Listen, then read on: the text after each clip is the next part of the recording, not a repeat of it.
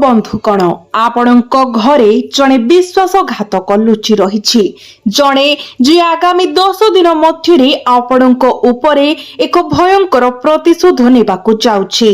एही व्यक्ति किए आपणक सहित तार संपर्क कौन तार नाम कौन एही वीडियो रे आमे संपूर्ण सत्य प्रकाश करिबाकु जाउछु।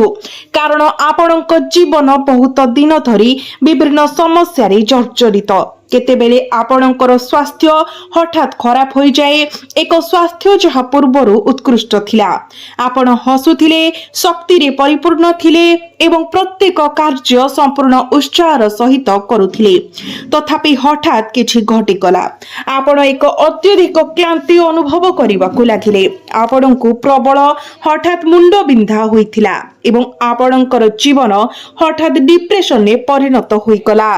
स्वास्थ्य रे एपरि परिवर्तन कोनोसी सामान्य कथा नुहे यह प्रायतः सूचित करे जे आमर पथ अवरोधित होईछि आमर शारीरिक सुस्थता को जानि सुनी टार्गेट करा जाईछि एवं अपमानित करा जाईछि। यह एक शत्रु द्वारा संगठित एक चाल जे आपणक खुशी को देखि सह्य करि पारे नाही। यह सबु एक रक्त संपर्क द्वारा रचित एक षड्यंत्रर अंश जे जीवन रे आपणकु प्रगति देखिबाकु सह्य करि पारे नाही। तुमे मध्य कोनोसी समय रे तुम जीवन रे एही परिवर्तन गुडीको अनुभव करिथिबो। परिवर्तन गुडीको तुमे केवल स्वाभाविक उत्थान प्रवाह बोली खारज करि देइथिलो तथापि निश्चित भाबरे एपरि एक मुहूर्त आसीथिला जेतेबेले तुम घरर बड़ माने हुए तो तुमर जेजेमा किंबा जणे वरिष्ठ संपर्कीय तुमको कहिथिले एहा कोनोसी छोट समस्या नुहे केही जणे निश्चित भाबरे तुम विरुद्ध रे जादू मंत्र करूछि। जेतेबेले आमे आमर बड़ मानक ठारू एपरि कथा सुनी थाउ आमे जे युक्तियुक्त ज्ञान अर्जन करिछु ताहा प्रायतः आमको सेगुडी को ग्रहण करिबाको अनिच्छुक करिथाय। आमे भाबु एहा विज्ञानर जुग निश्चित भाबरे एहा सबु केवल अंधविश्वास तथापि जेतेबेले परिस्थिति समस्त सीमा अतिक्रम करि जाय एवं जेतेबेले आमे प्रतिकारात्मक रीतिनीति किंबा आध्यात्मिक शुद्धिकरण करिबा परे स्पष्ट फलाफल देखिबा आरंभ करू शेषरे आम उपरे उदित हुए जे आम बड़ मानक कथारे प्रकृतरे गभीर ज्ञान थिला। केतेक समय आमे एक निर्दिष्ट कार्य करिबा पई अत्यंत उत्साह रे परिपूर्ण होई जाऊ कार्य समाप्त हेबा पूर्वरु आमे आनंद रे दिन राति डेई पड़ू एही चिंता रे जे आम पाखको एक बड़ परिमाणर टंका आसीबो आमर प्रकल्प शेष रे सफल हेबाकु जाउछि एवं सब किछि संपूर्ण हेबाकु जाउछि तथापि गभीर भितरे एक स्थायी भय रहिछि जदि सब किछि भांगी पड़े तेबे कोन हेबो जदि मोर प्रकल्प अटकी जाए एवं अनिवार्य भाबरे ठीक सेही परि हुए कार्यटी शेष मुहूर्त रे विफल हुए आपणको भांगी देई थाए एपरि एक घटना घटी पारे बोली आपणकर कोनोसी आगामी अभासन थिला तथापि यह घटिला यह किपरि घटिला यह घटिला कारण जानतरे किंबा अजाणतरे आपण एही विषय जने निर्दिष्ट व्यक्ति को गुप्त रखिथिले आमे सेही व्यक्ति विषय आलोचना करिछु जे आपणकर विश्वासर योग्य नुहे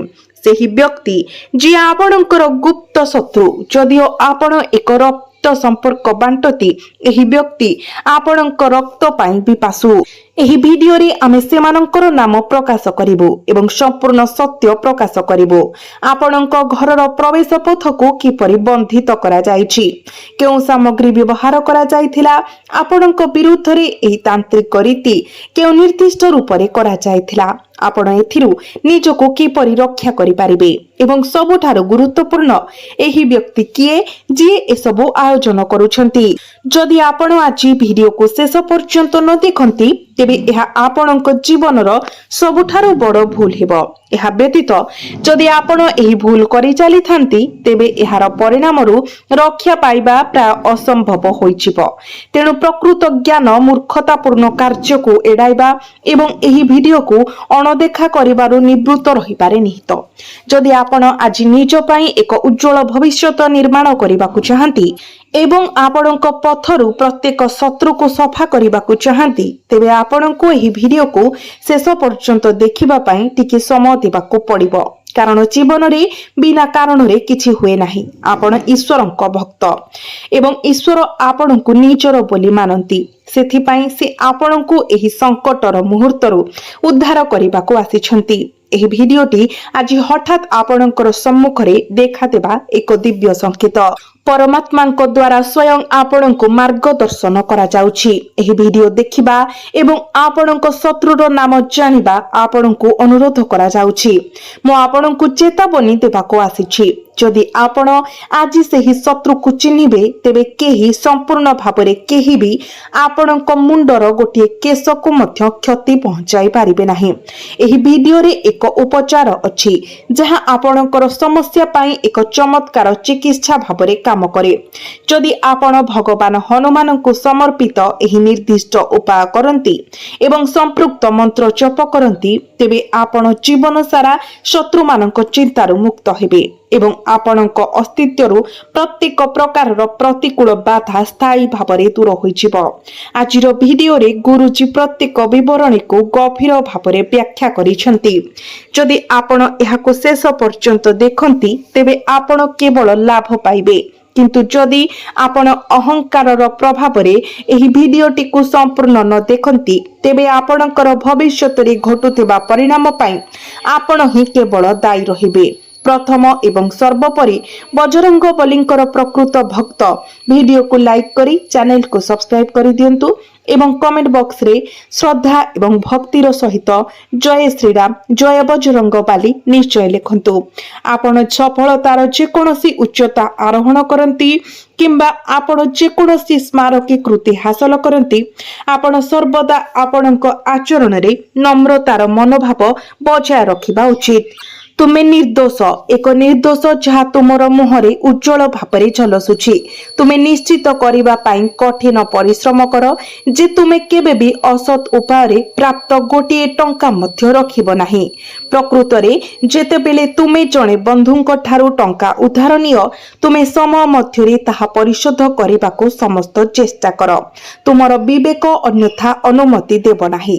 ଯେ ପର୍ଯ୍ୟନ୍ତ ଋଣ ପରିଶୋଧ ନ ହୁଏ, ଏକ ଅନ୍ତଃସ୍ୱର ତୁମକୁ ଘୃଣା କରି ଚାଲିଥାଏ, ତୁମକୁ ଅସ୍ଥିର ଉତ୍ତେଜନାରେ ପକାଇଥାଏ। ଋଣ ସମ୍ପୂର୍ଣ୍ଣ ପରିଶୋଧ ହେବା ପରେ ହିଁ ତୁମେ ଅସ୍ତିତ୍ୱ ଆଶ୍ୱସ୍ତିର ନିଶ୍ୱାସ ନିଅ।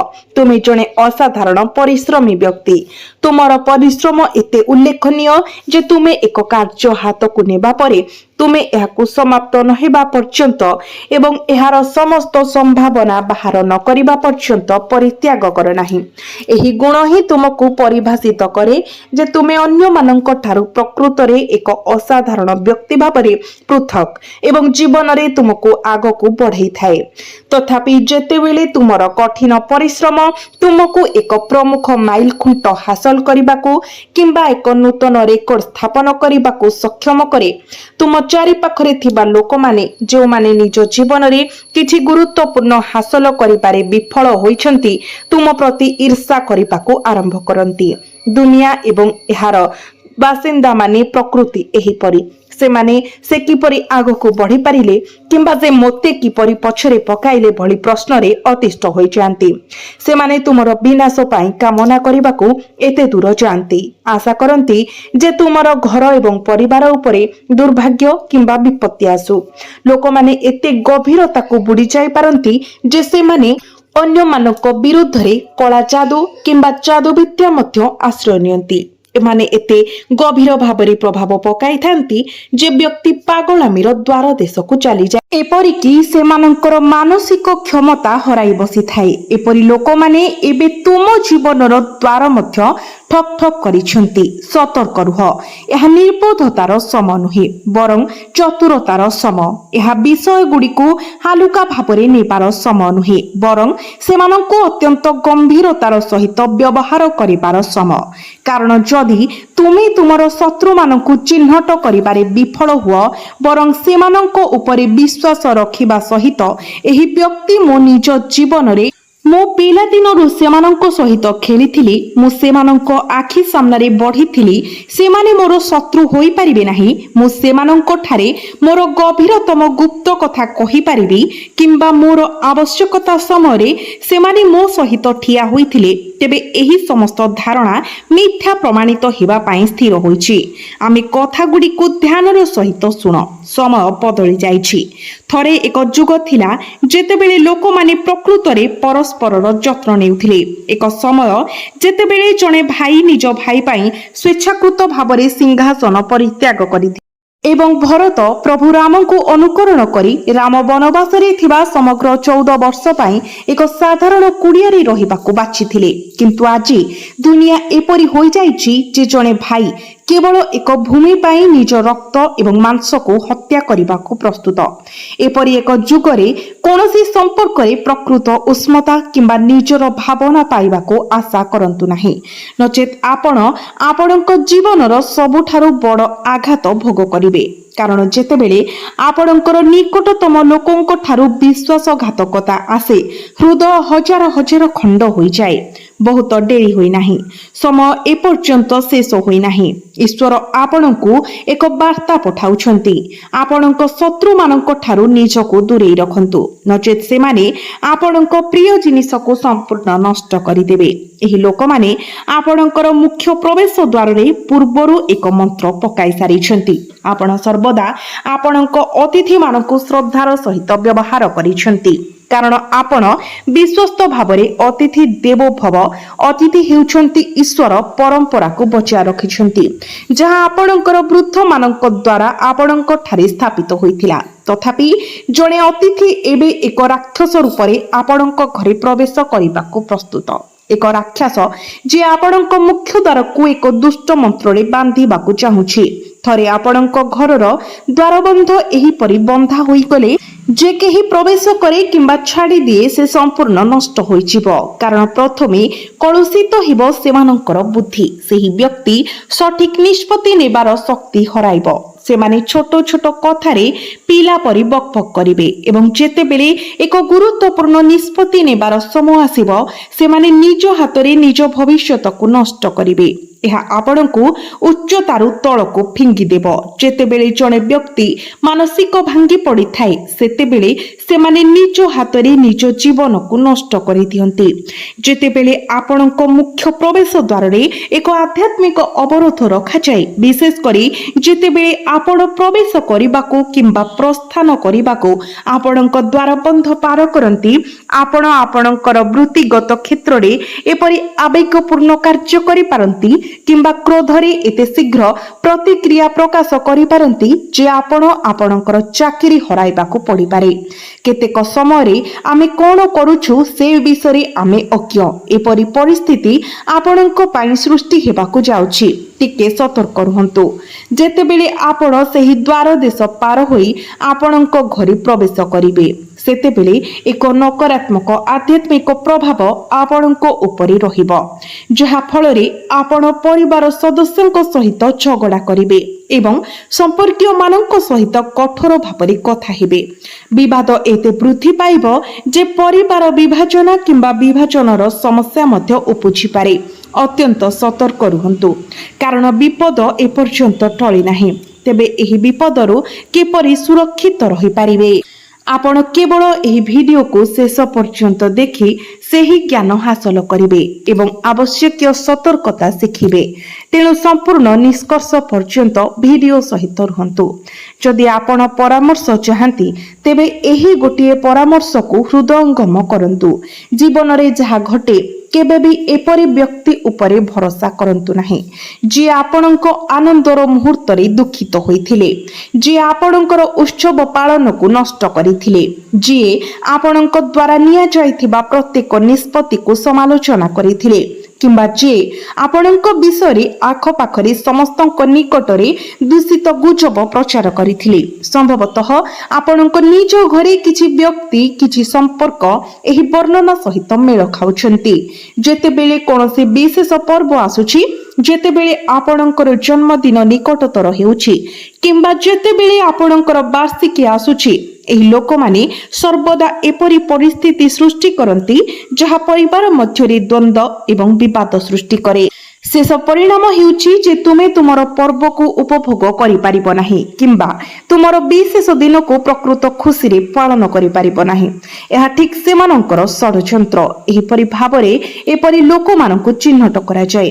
ସେମାନଙ୍କୁ ଲୁଚି ରହିଥିବା ଶତ୍ରୁ ଭାବରେ ଜଣାଯାଏ। ବିରୋଧୀ ଯେଉଁମାନେ ଅଦୃଶ୍ୟ ରହି ଆମର ବିନାଶ ଆଣିବା ପାଇଁ ସମସ୍ତ ପ୍ରକାରର ପ୍ରୟାସ କରନ୍ତି। ଯେତେବେଳେ ତୁମେ ତୁମର ସଫଳତାକୁ ପାଳନ କରିବା ପାଇଁ ସେମାନଙ୍କୁ ମିଠା ବାଣ୍ଟିଥାଅ, ସେମାନେ ଅସ୍ୱୀକାର କରି ମନ୍ତବ୍ୟ ଦେବେ, ବଡ଼ କଥା କ'ଣ ଯେ କେହି ତାହା କରିପାରିଥାନ୍ତେ। କିନ୍ତୁ ଯଦି କେହି ଏହା କରିପାରିଥାନ୍ତେ ତେବେ ସେମାନଙ୍କ ନିଜ ପିଲାମାନେ ଏହା କାହିଁକି ହାସଲ କରିନାହାନ୍ତି? କେବଳ ସେମାନଙ୍କୁ ଏହି ପ୍ରଶ୍ନ ପଚାରନ୍ତୁ ଏବଂ ସେମାନେ କ୍ରୋଧରେ ଲାଲ ହୋଇଯିବେ। କିଛି ସମ୍ପର୍କ ଅଛି ଯେପରିକି ଯାହାକୁ ତୁମେ ତୁମର ପ୍ରତ୍ୟେକ ଅସ୍ତିତ୍ୱ ସହିତ ସଂଶୋଧନ ଏବଂ ସନ୍ତୁଷ୍ଟ କରିବା ପାଇଁ ଚେଷ୍ଟା କର।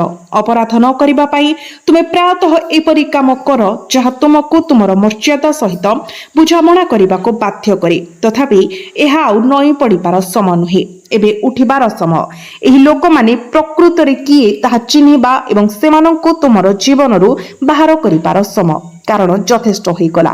ଆମେ ଆଉ ନୀରବ ରହିବୁ ନାହିଁ। ଆମେ ଯଥେଷ୍ଟ ଲୁହ ଢାଳିଛୁ, ଯଥେଷ୍ଟ ହୃଦୟ ଯନ୍ତ୍ରଣା ସହ୍ୟ କରିଛୁ। ଏବେ ଆମେ ଏହି ଲୋକମାନଙ୍କୁ ସେମାନଙ୍କର ପ୍ରକୃତ ସ୍ଥାନ ଦେଖାଇବା ଉଚିତ।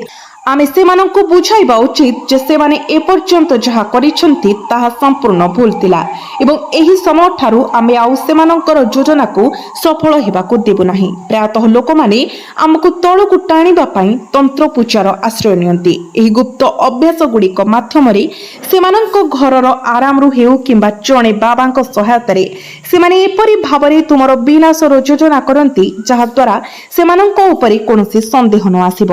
ସେମାନେ ଏବେ ତୁମର ମୁଖ୍ୟ ପ୍ରବେଶ ପଥକୁ ବନ୍ଧନ କରିବାକୁ ଚେଷ୍ଟା କରିଛନ୍ତି। ସେମାନଙ୍କର ତନ୍ତ୍ର ପୂଜାର ମାଧ୍ୟମରେ ସେମାନେ ନିର୍ଦ୍ଦିଷ୍ଟ ଜିନିଷ ଗୁଡ଼ିକୁ ଯେପରିକି ମସୁର, କେଶର ଡୋରି କିମ୍ବା ଅନ୍ୟାନ୍ୟ ପବିତ୍ର ଜିନିଷ ସଂଗ୍ରହ କରିଛନ୍ତି ଯାହାକୁ ସେମାନେ ଖସିଯିବା ପୂର୍ବରୁ ତୁମର ମୁଖ୍ୟ ଦ୍ୱାରରେ ରଖିବାକୁ ଚାହୁଁଛନ୍ତି। ମୁଖ୍ୟ ପ୍ରବେଶ ଦ୍ୱାର ସେହି ସ୍ଥାନ ଯେଉଁଠାରେ ତୁମର ପ୍ରାଥମିକ ଦ୍ୱାର ରହିଛି। ଏହା ଠିକ୍ ସେହି କ୍ଷେତ୍ର ଯାହାକୁ ସେମାନେ ବାନ୍ଧିବାକୁ ଚେଷ୍ଟା କରିବେ, କାରଣ ସେମାନଙ୍କର ଲକ୍ଷ୍ୟ ହେଉଛି ତୁମ ଘରେ ପ୍ରବେଶ କରୁଥିବା ଲକ୍ଷ୍ମୀ ଦିବ୍ୟ ସମୃଦ୍ଧିର ପ୍ରବାହକୁ ବାଧା ଦେବା। ସେମାନେ ଏହାକୁ ବନ୍ଦ କରିବାକୁ ଚାହାନ୍ତି। ସେମାନେ ଆପଣଙ୍କ ଘରେ ଅନ୍ଧକାର ଶକ୍ତି ପଠାଇବାକୁ ଚାହାନ୍ତି। ଯଦି ଆପଣଙ୍କ ଘରର ମୁଖ୍ୟ ପ୍ରବେଶ ଦ୍ୱାର ବନ୍ଧା ଯାଇଥାଏ, ଅର୍ଥାତ୍ ଏହାର ଆଧ୍ୟାତ୍ମିକ ଶକ୍ତି ଅବରୋଧିତ ଥାଏ, ତେବେ ମାତା ରାଣୀଙ୍କର ଦିବ୍ୟ ଆଶୀର୍ବାଦ ଆପଣଙ୍କ ଗୃହକୁ ପ୍ରବେଶ କରିପାରିବ ନାହିଁ। ଏହାପରେ କେବଳ ଭୂତ, ଆତ୍ମା, ରାକ୍ଷସ ଏବଂ ନକାରାତ୍ମକ ଅନ୍ଧକାର ଶକ୍ତି ଆପଣଙ୍କ ଘରେ ପ୍ରବେଶ କରିବ। ସ୍ୱାଭାବିକ ଭାବରେ ସେମାନଙ୍କର ଷଡ଼ଯନ୍ତ୍ର ଆପଣଙ୍କ ପରିବାର ମଧ୍ୟରେ ଦ୍ୱନ୍ଦ୍ୱ ଜାରି ରଖିବ। ଆପଣଙ୍କର ସମସ୍ତ ଧନ ନଷ୍ଟ ହେବା, ଆପଣଙ୍କର ପ୍ରୟାସ ନଷ୍ଟ ହେବା ଏବଂ ଆପଣଙ୍କ ବୁଦ୍ଧି ଏବଂ ବିଚାର ନଷ୍ଟ ହେବା ପାଇଁ ପ୍ରସ୍ତୁତ କରାଯାଇଛି। ଏହି ଲୋକମାନେ ଠିକ୍ ଏହା ଚାହାନ୍ତି। ତେଣୁ ଆପଣଙ୍କୁ ଗୋଟିଏ ଜିନିଷ ପ୍ରତି ବିଶେଷ ଧ୍ୟାନ ଦେବାକୁ ପଡ଼ିବ। ଦେଖନ୍ତୁ, ଯେ କେହି ଆପଣଙ୍କ ଦ୍ୱାର ପାଖରେ ଠିଆ ହୋଇ ଯେକୌଣସି ସନ୍ଦେହଜନକ କାର୍ଯ୍ୟ କରୁଛନ୍ତି କି ନାହିଁ, କିମ୍ବା ଯଦି କେହି ଘଣ୍ଟା ଘଣ୍ଟା ଧରି ସେଠାରେ ରହି କଥାବାର୍ତ୍ତା କରୁଛନ୍ତି, ଏପରି ବ୍ୟକ୍ତି ସୁଯୋଗର ଫାଇଦା ଉଠାଇ ଗୁପ୍ତ ଭାବରେ ଆପଣଙ୍କର ମୁଖ୍ୟ ପ୍ରବେଶ ଦ୍ୱାରରେ କିଛି ଜିନିଷ ରଖିପାରନ୍ତି ଯାହା ଆପଣଙ୍କ ଦ୍ୱାରକୁ ବାନ୍ଧିବା ସହଜ କରିବ। ଏହି କାରଣରୁ ଆପଣ ପବିତ୍ର ଗଙ୍ଗା ଜଳ ସହିତ ଆପଣଙ୍କ ଦ୍ୱାର ଧୋଇବା ଏକ ପ୍ରତିଦିନ ଅଭ୍ୟାସ କରିବାକୁ ପଡ଼ିବ। ଆପଣ ଏକ ବାଲ୍ଟି ପାଣି ନିଅନ୍ତୁ, ସେଥିରେ କିଛି ଗଙ୍ଗା ଜଳ ମିଶାନ୍ତୁ ଏବଂ ସେଥିରେ ପ୍ରତିଦିନ ନିଜର ଦ୍ୱାର ବନ୍ଧକୁ ଧୋଇ ଦିଅନ୍ତୁ। ଯଦି କେହି ପ୍ରକୃତରେ ଆପଣଙ୍କ ବିରୁଦ୍ଧରେ କୌଣସି ମନ୍ତ୍ର କରିଛନ୍ତି କିମ୍ବା କୌଣସି ପୂଜା କରିଛନ୍ତି, ତେବେ ଏହାର ପ୍ରଭାବ ତୁରନ୍ତ ନିରପେକ୍ଷ ହୋଇଯିବ।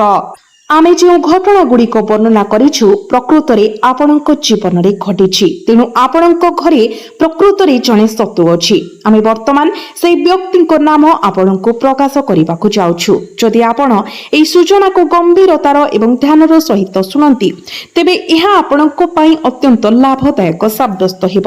ଏହା 33 ରୁ 45 ବର୍ଷ ବୟସର ଜଣେ ବ୍ୟକ୍ତି, ଯାହାଙ୍କ ବୟସ ଧୂସର ରଙ୍ଗ ଏବଂ ସେ ଆପଣଙ୍କ ପରିବାରର ଜଣେ ସମ୍ପର୍କୀୟ ଏବଂ ତୁମର ନିକଟରେ ରୁହନ୍ତି। ତାଙ୍କର ନାମ ଭି ଅକ୍ଷରରୁ ଆରମ୍ଭ ହୁଏ, ଇଂରାଜୀ ଅକ୍ଷର ଭି। ଅତ୍ୟନ୍ତ ସତର୍କ ରୁହନ୍ତୁ ମୋର ବନ୍ଧୁ। ଯଦି ଆପଣ କେବେ ଏହି ବ୍ୟକ୍ତିଙ୍କ ସହିତ ଆପଣଙ୍କର ଦୈନନ୍ଦିନ କାର୍ଯ୍ୟର ବିବରଣୀ ଆଲୋଚନା କରୁଥିବାର ଦେଖୁଛନ୍ତି, ତେବେ ସତର୍କ ରୁହନ୍ତୁ। ଯଦି ଆପଣ ଆପଣଙ୍କର ଯୋଜନା ସେ ବ୍ୟକ୍ତିକୁ କହିବେ, ତେବେ ଏହି ବ୍ୟକ୍ତି ଆପଣଙ୍କୁ ଆପଣଙ୍କ ମୁହଁରେ ଏକ ନକଲି ହସ ଦେଖାଇ ଘରକୁ ଫେରିବା ମୁହୂର୍ତ୍ତରେ ସେମାନେ ଏପରି ଅନ୍ଧକାରପୂର୍ଣ୍ଣ ରୀତି କରିବେ ଯେ ସେମାନେ ଆପଣଙ୍କର ସମସ୍ତ କାମ, ସମଗ୍ର ବ୍ୟବସାୟ ଏବଂ ଆପଣଙ୍କର ମୂଲ୍ୟବାନ ସମ୍ପତ୍ତି ହଡପ କରିବାକୁ ଚେଷ୍ଟା କରିବେ। ସେମାନେ ଆପଣଙ୍କର ସବୁକିଛି ନଷ୍ଟ କରିବାକୁ ଚେଷ୍ଟା କରିବେ। ଯଦି ଏହି ବ୍ୟକ୍ତି ତୁମର ମୁଖ୍ୟ ପ୍ରବେଶ ଦ୍ୱାର ପାଖକୁ ଆସେ, ତେବେ ସେମାନଙ୍କୁ ତୁରନ୍ତ ଘଉଡ଼ାଇ ଦିଅନ୍ତୁ। ସେମାନଙ୍କ ସହିତ ସମସ୍ତ କଥାବାର୍ତ୍ତା ବନ୍ଦ କରନ୍ତୁ। ସେମାନଙ୍କ ଠାରୁ ନିଜକୁ ଦୂରେଇ ରଖିବା ପାଇଁ ଯେକୌଣସି ବାହାନା ଖୋଜନ୍ତୁ। ତୁମର ଭବିଷ୍ୟତ ଉଜ୍ଜଳ ହେବ। ତେବେ ବିପଦ ଏପର୍ଯ୍ୟନ୍ତ ସମ୍ପୂର୍ଣ୍ଣ ଭାବରେ ଟଳି ନାହିଁ। ଜଣେ ମହିଳା ମଧ୍ୟ ଅଛନ୍ତି ଯିଏ ତୁମର ରକ୍ତ ପାଇଁ ପିପାସୁ। ସେ ତୁମର ଉନ୍ନତି ଦେଖିବା ସହ୍ୟ କରିପାରୁନାହାନ୍ତି। ଏହି ମହିଳା ଆପଣଙ୍କ ଠାରୁ କିଛି ଦୂରରେ ରହୁଥିବା ଏକ ପରିବାର, ତଥାପି ସେମାନେ ପ୍ରାୟତଃ ଆପଣଙ୍କ ଘରକୁ ଯାଆନ୍ତି। ତାଙ୍କର ନାମ ଏଲ୍ ଅକ୍ଷରରୁ ଆରମ୍ଭ ହୁଏ। ଏହି ମହିଳାଙ୍କର ଏକ ଅତ୍ୟନ୍ତ ଦୂଷିତ ମାନସିକତା ଅଛି। ସେ ଅନ୍ୟମାନଙ୍କ ଉପରେ ଘଟୁଥିବା କ୍ଷତି ପାଇଁ କିଛି ଚିନ୍ତା କରେ ନାହିଁ। ତାର ଏକମାତ୍ର ଚିନ୍ତା ହେଉଛି ନିଜର ସ୍ୱାର୍ଥ। ସେ କେବଳ ନିଜର ଖୁସି ସୁରକ୍ଷିତ କରିବା ପାଇଁ ଅନ୍ୟ ଜଣେ ମଣିଷକୁ ନଷ୍ଟ କରିବାକୁ ମଧ୍ୟ ଚାହିପାରେ। ଯଦି ତୁମେ ତାଙ୍କୁ ଫୋନରେ କଲ୍ କର, କିନ୍ତୁ ଯଦି ତୁମେ ସେମାନଙ୍କ ସହିତ କଥାବାର୍ତ୍ତା କର ଏବଂ ଯଦି ତୁମେ ସେମାନଙ୍କୁ କୁହ ଯେ ତୁମେ କେତେ ରୋଜଗାର କରୁଛ କିମ୍ବା ତୁମେ କେଉଁ ସ୍ଥାନ ଗୁଡ଼ିକୁ ପରିଦର୍ଶନ କରିଛ ଏବଂ କ'ଣ କିଣିଛ ସେଗୁଡ଼ିକ ବିଷୟରେ ଗର୍ବ କର, ତେବେ ଭାବ ନାହିଁ ଯେ ସେମାନେ ପ୍ରଭାବିତ ହେବେ କିମ୍ବା ତୁମକୁ ପ୍ରଶଂସା କରିବେ। ବିପରୀତରେ ସେମାନେ ଆହୁରି ଅଧିକ ଈର୍ଷାରେ ଚଳିବେ। ନିଜ କୋଠରୀର ପରିସୀମାରୁ ସେମାନେ ତୁମ ବିରୁଦ୍ଧରେ ଏପରି ଅନ୍ଧକାର ଗୁପ୍ତ ଶକ୍ତି ପ୍ରୟୋଗ କରିବେ ଯାହା ତୁମର ସବୁ କିଛିକୁ ଖସାଇ ଦେବ। ତେଣୁ ପ୍ରତ୍ୟେକ ବ୍ୟକ୍ତିଙ୍କୁ ନିଜର ବୋଲି ଭାବ ନାହିଁ। ତୁମେ ଯାହାକୁ ନିଜର ବୋଲି ଭାବୁଛ ସେମାନେ ହିଁ ତୁମ ସହିତ ବିଶ୍ୱାସଘାତକତା କରିବେ। ତେବେ ଏହି ଶତ୍ରୁମାନଙ୍କ ଦ୍ୱାରା ସୃଷ୍ଟି ହୋଇଥିବା ସମସ୍ତ ବାଧାରୁ ମୁକ୍ତ ହେବା ପାଇଁ, ତୁମର ଇଚ୍ଛାକୁ ପୂର୍ଣ୍ଣ କରିବା ପାଇଁ ତୁମେ ଏକ ଉପାୟ କରିବା ଉଚିତ। ତୁମେ ଗୋଟିଏ ଓସ୍ତ ପତ୍ର ନିଅ, ଏହାକୁ ଭଲ ଭାବରେ ପାଣିରେ ଥୋଇଦିଅ। ଏହା ଉପରେ ପ୍ରଭୁ ରାମଚନ୍ଦ୍ରଙ୍କର ନାମ ଲେଖ। 2ଟି ଲବଙ୍ଗ ଏବଂ ଗୋଟିଏ କଞ୍ଚା ଲଙ୍କା ଏହା ଉପରେ ରଖ ଏବଂ ଓମ୍ ରାମଦୂତାୟ ନମଃ ମନ୍ତ୍ର ଜପ କରିବା ସମୟରେ ଏହାକୁ ଭଗବାନ ହନୁମାନଙ୍କୁ ଅର୍ପଣ କର। ତାପରେ ନିର୍ଦ୍ଦିଷ୍ଟ ପ୍ରାର୍ଥନା ଉପସ୍ଥାପନା କର। 21 ଦିନ ମଧ୍ୟରେ ଆପଣ ଅନୁଭବ କରିବେ ଯେ ଯେଉଁମାନେ ଆପଣଙ୍କ ବ୍ୟାପାରରେ ହସ୍ତକ୍ଷେପ କରୁଥିଲେ କିମ୍ବା ଆପଣଙ୍କୁ କଳା ଚାଦୁରେ ବାନ୍ଧି ରଖିଥିଲେ, ସେମାନେ ଆପଣଙ୍କ ରାସ୍ତାରୁ ଉଭାନ ହୋଇଯିବେ। ଆଉ ଗୋଟିଏ ଉପାୟ ହେଉଛି ପ୍ରତ୍ୟେକ ମଙ୍ଗଳବାର ଦିନ ଭଗବାନ ହନୁମାନଙ୍କୁ ଲାଲ ରଙ୍ଗର ଫୁଲ ଅର୍ପଣ କରନ୍ତୁ ଏବଂ ଯେକୌଣସି ଗୋଟିଏ ମଙ୍ଗଳବାର ଦିନ ଗୋଟିଏ ଛୋଟ ଗଦା ଭଗବାନ ହନୁମାନଙ୍କୁ ଅର୍ପଣ କରନ୍ତୁ। ଏହି ଗଦା ଅର୍ପଣ କରିବା ସମୟରେ ଭଗବାନ ହନୁମାନଙ୍କୁ ପ୍ରାର୍ଥନା କରନ୍ତୁ ଆପଣଙ୍କ ଜୀବନର ସମସ୍ତ ଶତ୍ରୁ ପରାସ୍ତ କରିବା ପାଇଁ, ଅର୍ଥାତ୍ ସେମାନେ ଆପଣଙ୍କୁ ଆଉ କେବେ ହଇରାଣ ନ କରନ୍ତୁ ଏବଂ ଶତ୍ରୁମାନଙ୍କ ଦ୍ୱାରା ସୃଷ୍ଟି ହୋଇଥିବା ସମସ୍ତ ବାଧାରୁ ଆପଣ ମୁକ୍ତ ହୁଅନ୍ତୁ। ଆପଣଙ୍କର ଇଚ୍ଛା ନିଶ୍ଚିତ ଭାବରେ ପୂର୍ଣ୍ଣ ହେବ।